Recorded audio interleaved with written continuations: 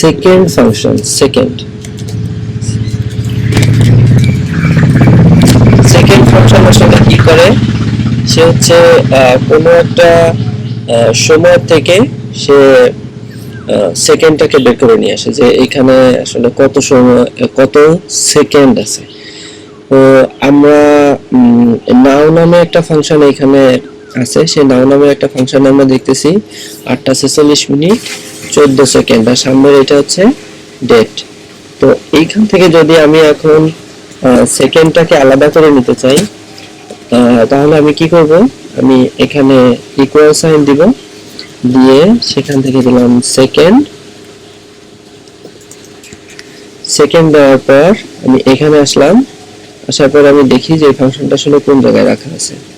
এটা সম্ভবত A2 তে রাখা আছে, সরি B2 তে রাখা আছে। এটা রাখা আছে B2,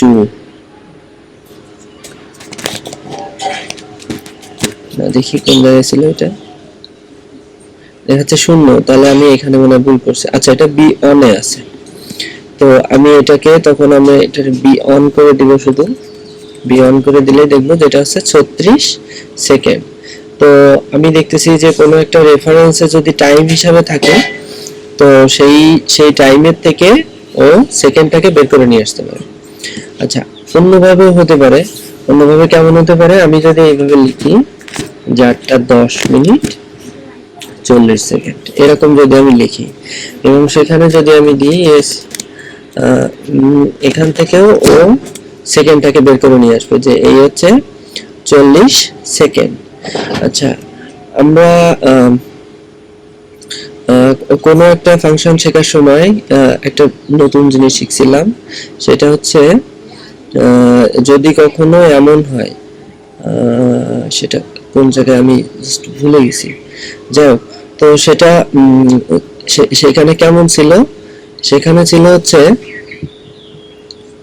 সেকেন্ডটা বের করে নেই, সেকেন্ড ফাংশনটা একেবারে প্রথম দিকে থাকে।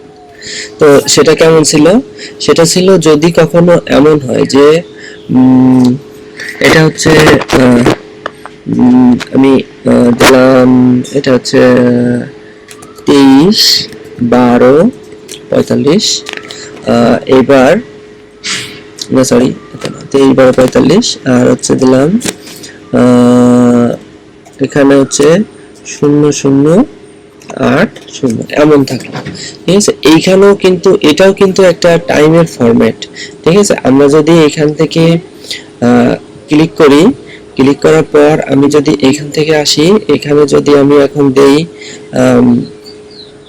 এটা যদি আমি দেই, তাহলে আমি দেখতে পাবো যে এখানে আমার 1963 সালের 23 এপ্রিল দেখাচ্ছে এটা, ঠিক আছে। তো এর ভিতরে কিন্তু আবার টাইমটাও দেখাচ্ছে কত, 11:31 তার মানে হচ্ছে রাত 12:11:31। এই যে 0, তার মানে রাত 12টা এখানে। তো আমরা যেটা দেখতেছি যে এর ভিতরে তাহলে কিন্তু মানে নাম্বারের ভিতরেও তাহলে ওর ভিতরে ডেটও থাকে, প্লাস ওর ভিতরে সময়টাও থাকে, দুইটা ভাবে দেওয়া যায়। তো সেই সময়টা আমরা কিভাবে দিছি, এখানে সময়টা আমরা এখানে কিভাবে দিছি,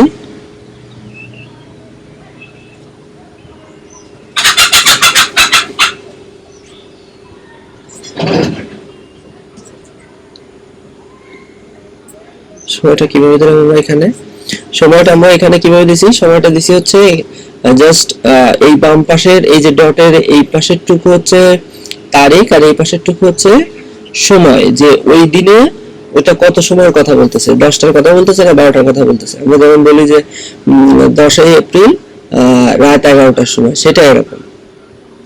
তো এইখান থেকে যদি আমি কখনো সেকেন্ডটাকে বের করে নিয়ে আসতে চাই, তাহলে ঠিক একইভাবে আমি দিব সেকেন্ড দেওয়ার পর আমি জাস্ট এন্টার দিলে আমার বের করে দিবে যে এখানে 31 সেকেন্ড ছিল। আমরা আসলে এখন একটু এটা চেঞ্জ করে দেখব যে হ্যাঁ আমাদের আসলে এটা দেখাচ্ছে কিনা। এটা দেখার জন্য জাস্ট আমি এখানে ক্লিক করার পর এই যে আমাকে দেখাই দিয়েছে, যেটা হচ্ছে 0:11:31, এই হচ্ছে সেই 31 সেকেন্ড।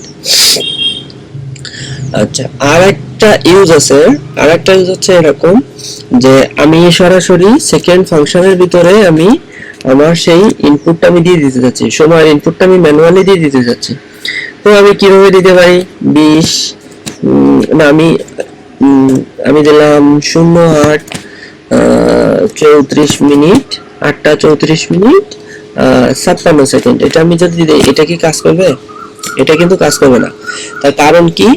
কারণ হচ্ছে যে এ নাম্বারটাকে এইভাবে ডিরেক্টও নেয় না, ঠিক আছে? এটাকে আমাদের টাইম ফরম্যাটে দেওয়ার জন্য আমাদের কি করতে হবে? টাইম ফরম্যাটে যে আমরা দিছি, আমি যে ফাংশনে বোঝাতে চাচ্ছি যে এটা একটা টাইম ফরম্যাটে আছে, তুমি এখান থেকে সেকেন্ডটা বের করে দাও, তার জন্য এটাকে ডাবল কোটেশনের ভিতরে দিতে হবে। ডাবল কোটেশনের ভিতরে আমি যদি এখন দেই, তাহলে ও দেখাবে যে হ্যাঁ এখান থেকে 56 সেকেন্ডটাকে ও বের করে দিবে।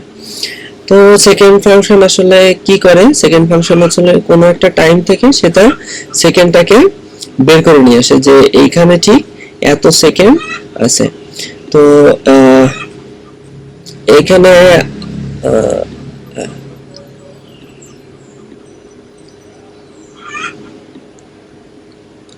তো আমরা মোটামুটি এখানে দেখে পেলাম যে সেকেন্ড ফাংশন কিভাবে কাজ করে। আর একটা জিনিস হচ্ছে যে এখানে এক্সট্রা একটা জিনিস শিখলাম, এটা হলো যে কোনো একটা নাম্বারে যদি নাম্বার আকারেও যদি থাকে, কোনো একটা ডেট যদি নাম্বার আকারে থাকে, সেই ডেটটা সেই নাম্বার বেস ডেটটার থেকেও সে সময়টাকে বের করে নিয়ে আসতে পারে।